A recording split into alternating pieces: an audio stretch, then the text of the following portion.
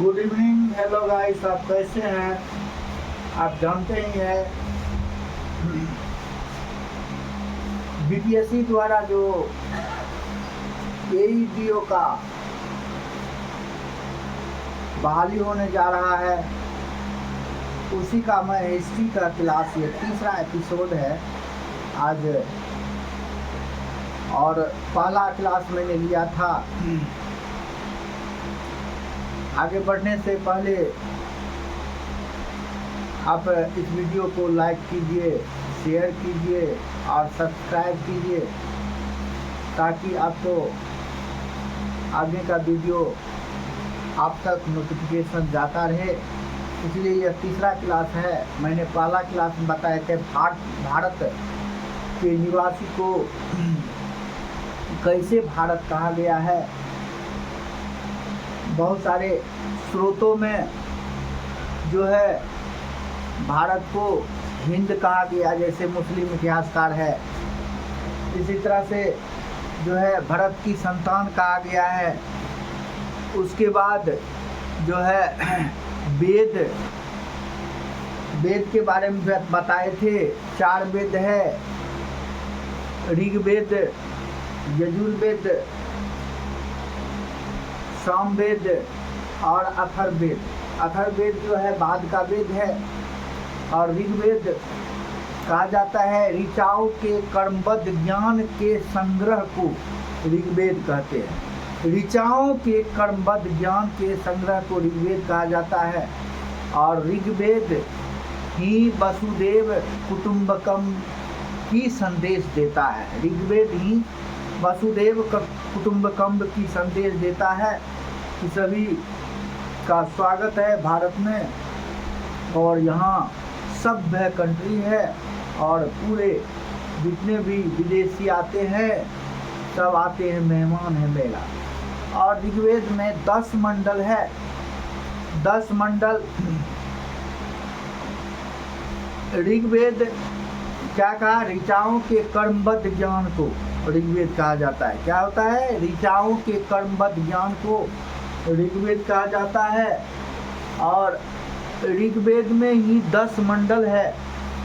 और 10 मंडल में जो है तीसरा मंडल, 8वां मंडल और 10वां मंडल को पढ़ना है, जहाँ से क्वेश्चन बीपीएससी द्वारा पूछा जाता है।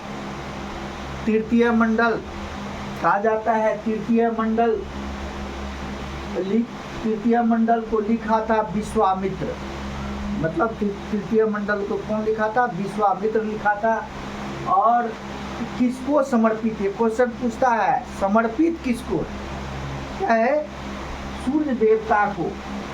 सूर्य देवता सावित्री को तृतीय मंडल समर्पित लिखा है। विश्वामित्र समर्पित क्या लिखा? कभी कभी क्वेश्चन बीपीएससी द्वारा पूछता है तृतीय मंडल कौन लिखा है? विश्वामित्र।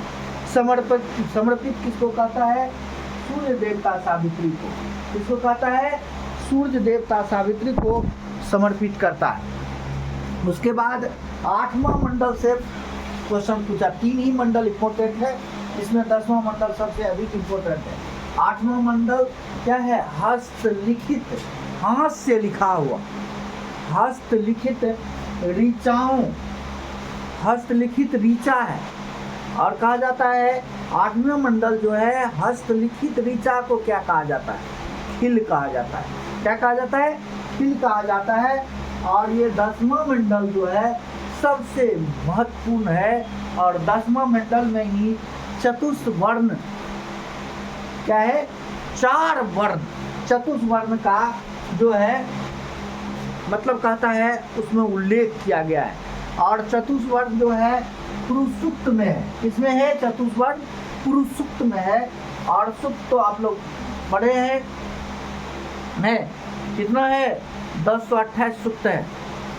10 मंडल, 1028 सूक्त, 10,662 ऋचाएं। अब कहता है ऋचाओं के कर्मबद्ध ज्ञान के संग्रह को ऋग्वेद कहते हैं। यही ऋग्वेद के 10वें मंडल में चतुष्वर्ण का उल्लेख किया गया है, जिसमें 4 वर्ण है, जाति नहीं वर्ण है। और किसमें? पुरुष सूक्त में कहा जाता है। पुरुष सूक्त में कितना है? 4 वर्ण है। कहता है पुरुष सूक्त में ब्रह्मा ब्रह्मा के मुख जो है, ये मुख देखा गया, ये मुख मतलब ब्राह्मण कौन है, ये मुख है। ब्राह्मण कौन है, ये मुख है। कौन है, ये मुख है। और ये भुजा क्या है, ये भुजा है, क्या क्षत्रिय, इससे काम करते हैं लोग, ये क्षत्रिय हुआ। ये जंघा नीचा का पार्ट वो वैश्य हुआ, ये जंघा जो वैश्य हुआ। और चरण शूद्र हुआ, क्योंकि चरण क्या है, नीचा रहता है, शूद्र हुआ। तो यही जो है शूद्र हुआ। मतलब मुख क्या हुआ, अरे खाने वाला मुख ब्राह्मण हुआ। भुजा क्या हुआ, क्या है भुजा, क्षत्रिय। भुजा क्या है, जिससे कार्य करते हैं, क्षत्रिय है। जंघा क्या है, वैश्य नहीं। और उसके बाद पैर, शूद्र क्या है, पैर, शूद्र पैर है। समझ रहे बात को। और पहला जो है, पहला ब्राह्मण के मुख से क्या निकला, मुख से ब्राह्मण, भुजा से क्षत्रिय, जंघा से वैश्य।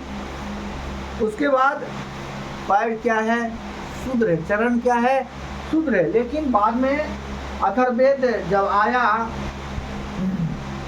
अथर्ववेद में क्या हुआ, वर्ण नहीं रहा। वर्ण मतलब जो है, एक ही माता पिता के 4 पुत्र है, अगर वह है पढ़ते हैं पढ़ाते हैं तो क्या है, ब्राह्मण है।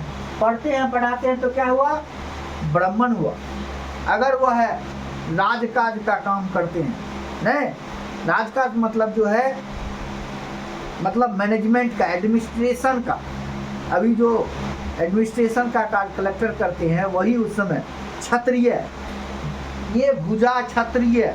मतलब अब बाद में क्या हुआ, एक ही माता पिता, पहले क्या था, एक ही माता पिता की 4 संतान है, जो पढ़ते हैं पढ़ाते हैं, वो क्या हुआ, ब्राह्मण कहलाता है। दूसरा जो राजकाज का काम करता था, मैनेजमेंट का काम करता था, एडमिनिस्ट्रेशन प्रशासन का काम करता था, वो क्षत्रिय हुआ। जो खेती यार करता था, वो क्या हुआ, वैश्य हुआ। क्या हुआ, खेती यार जो करता था, वैश्य हुआ। जो ये तीनों की सेवा करता था, किसका, ब्राह्मण नहीं, उसके बाद क्षत्रिय और वैश्य, क्योंकि तीनों का अलग अलग काम है। एगो पढ़ने लिखाने का काम कर रहा है, दूसरा क्या कर रहा है, प्रशासन का काम कर रहा है, और तीसरा क्या कर रहा है, खेती बाड़ी नहीं।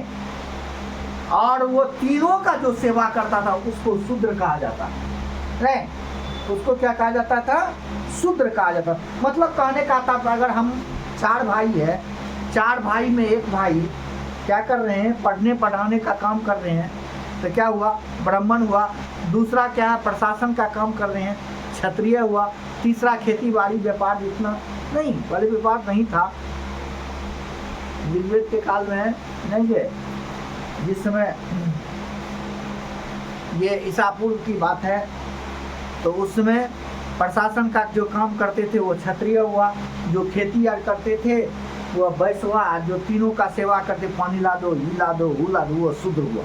लेकिन बाद में अथर्ववेद कर्मकांडी हो गया, जिसके कारण जो है वर्ण जाति में परिवर्तन हो गया। क्या हुआ, वर्ण जाति में परिवर्तन, जिसके कारण समाज में बहुत सारे कुरीतियां हुई, क्योंकि अथर्ववेद में ही जादू टोना, बस मतलब यश, मतलब लोभ पाप, सारे चीज अथर्ववेद में है। मैं आगे पढ़ाऊंगा, क्लास लूंगा, तो उसी में है। और वह वर्ण से क्या हो गया, जाति हो गया। क्या हो गया, जाति हो गया। और जाति व्यवस्था जैसे हुए, समाज में क्या हुआ, फूट हो गया। नहीं, अब जो ब्राह्मण है उसी का लड़का जो है ब्राह्मण होगा। पहले ऐसा नहीं था, एक ही माता पिता के 4 संतान है, सब अलग अलग कार्य करते हैं, उसके अनुसार था, कर्म के अनुसार था, उसका जाति कर्म के अनुसार था। लेकिन बाद में क्या हो गया, जाति के अनुसार हो गया। हम ब्राह्मण है तो हम विशेषाधिकार है, नहीं, हम क्षत्रिय है तो हम जो है शासन का ही काम करेंगे, भले वो जो है करने के योग्य नहीं है फिर भी। इसलिए हमारे समाज में बहुत सारी कुरीतियाँ हुआ। अगर वैश्य भी अगर उस समय ऐसा करता था, अगर पढ़ने पढ़ाने का काम करता था तो उसको नहीं देता, कहा नहीं। वही कर्मकांडी के कारण जो है बहुत सारे समाज में कुरीतियाँ हुआ और जो है मुस्लिम आक्रमणकारियों ने यहाँ पर कब्जा किया, मुस्लिम ने जाति जैसे बना। आगे भी बताएंगे। तो पहला क्या है, तो तृतीय मंडल को पढ़ना है। फिर लिखा है विश्वामित्र, ये तृतीय मंडल कौन लिखा, विश्वामित्र लिखा। किसको समर्पित है, सूर्य देवता सावित्री को समर्पित है। 8वां मंडल जो है हस्तलिखित ऋचा है, नहीं 1062 ऋचा जो है उसी को खील कहा जाता है। 10वां मंडल में चतुष्वर्ण है, 4 वर्ण का है जो कि पुरुषोक्त में है। और ये 4 वर्ण क्या है, ब्रह्मा के मुख से ब्राह्मण, भुजा से क्षत्रिय, जंगा से वैश्य और पैर क्या हुआ, शूद्र हुआ। इसी के साथ आज का ये तीसरा एपिसोड जो इतिहास का समाप्त होता है। जय हिंद, जय भारत। इससे पहले आप लोग जो मेरे YouTube चैनल है सुजीत स्टडी बायोलॉजी मैंने बनाया था,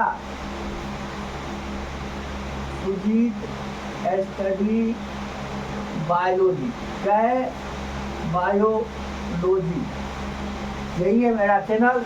और इसको सब्सक्राइब कीजिए, बेल आइकन दबाइए और लाइक कीजिए और शेयर भी कीजिए। धन्यवाद।